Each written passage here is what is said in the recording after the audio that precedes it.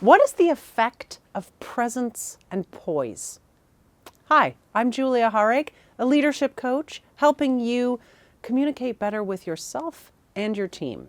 A lot of my clients come to me wanting to work on their presence.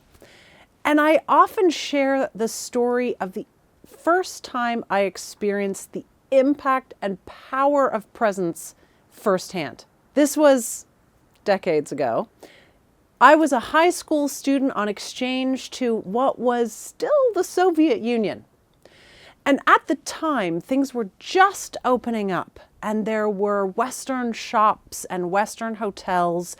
And while we were staying with Russian families, we wanted to experience some of these new and exciting Western things in Moscow.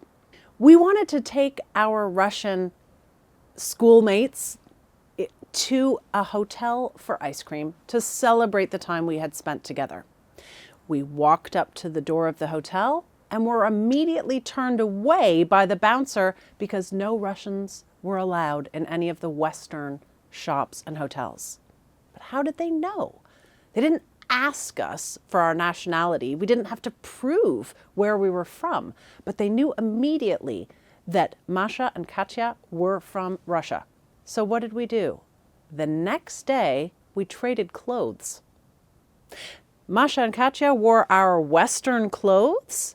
My friend and I wore their Russian clothes, but walked in with Canadian poise. We chewed gum. We looked the bouncer in the eye, and we acted like we were North American and we were supposed to be there. And we taught our Russian friends how to do the same. And we got in.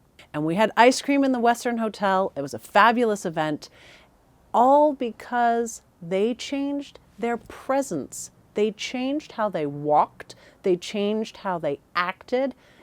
And that was it. The true effect of presence and poise. So much of what we communicate is through our body language, how we hold ourselves, how we come across. And that story really encapsulates it for me. The power of presence.